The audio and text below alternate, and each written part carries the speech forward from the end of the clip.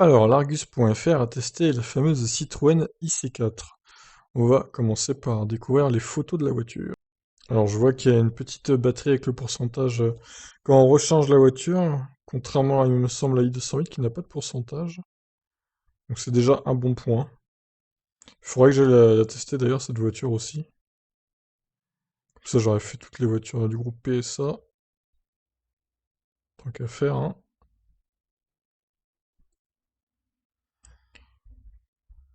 Charge terminée, 330 km, 95% de batterie. Bon après, je suis pas trop fan des Citroën niveau look, mais celle-là, je trouve que ça va à peu près. C'est pas trop mal. Alors, au lieu de mettre une espèce de jauge avec le 0, le 1,5, le 1, franchement, c'est une voiture électrique, mettez des pourcents, quoi. Au bout d'un moment, il faut peut-être vivre avec son temps, hein.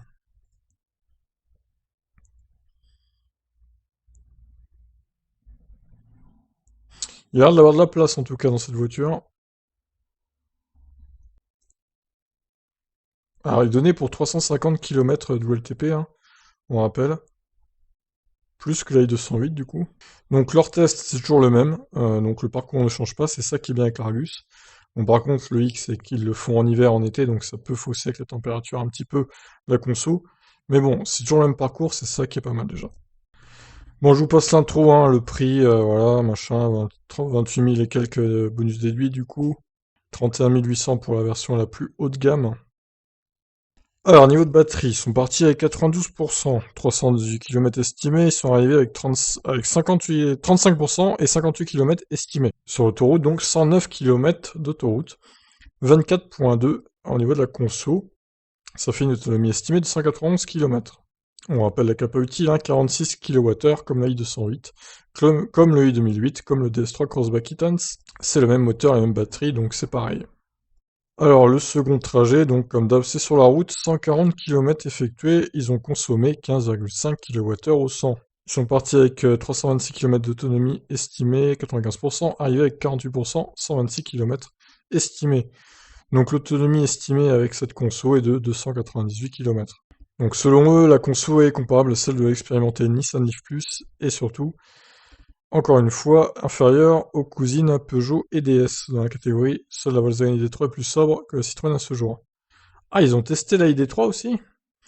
Eh oui, ils ont testé la ID3. Bah écoutez, j'étais passé à côté.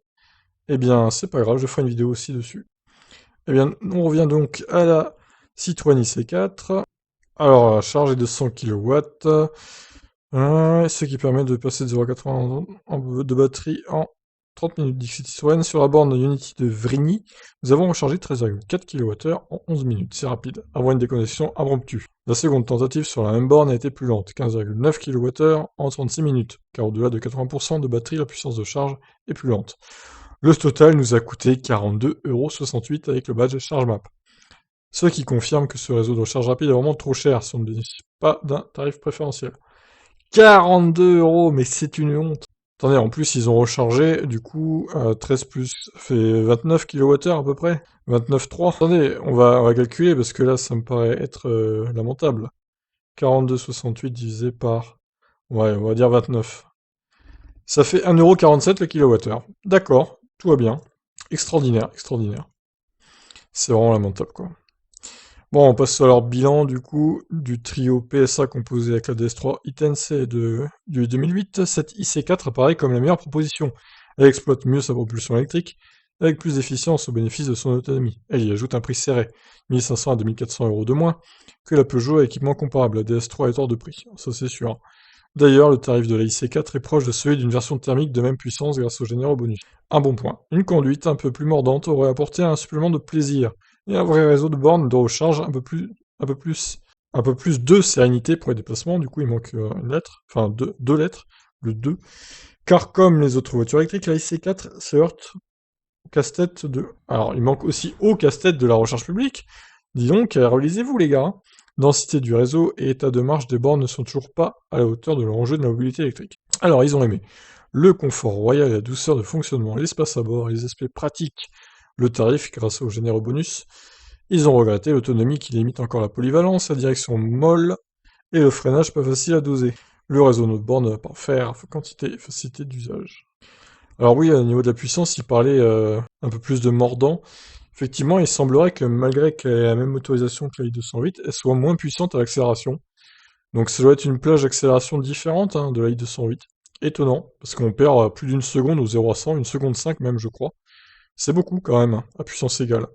Alors, on passe au tableau récapitulatif, donc la IC4. Alors, j'ai trié par date de décès, hein, donc la IC4 est la dernière en date, novembre 2020 du coup.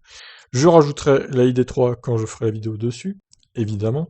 Et on s'aperçoit du coup que la conso sur autoroute est la même que la i208 du coup. 24.2, mais c'est exactement pareil là, pour le coup, incroyable. Par contre, sur route, a priori, elle consommerait moins. Alors, dans leur test, ils faisaient entre 15 et 19 degrés. Ça devait être à peu près la même température en mars 2020, hein, a priori. Alors, est-ce qu'ils ont conduit un peu différemment? C'est possible aussi, parce que je vois que le i2008 a aussi consommé moins que la i208, donc bon, peut-être une conduite différente, plus d'éco-conduite. Ça reste à voir. Bon, en tout cas, sur leur test, la IC4 a une conso plus contenue que ses consoeurs, on va dire. Voilà pour leur essai de la IC4 donc. Je vais faire la ID3 ensuite et je vous laisse réagir donc sur cet essai de Argus.fr. Ciao ciao.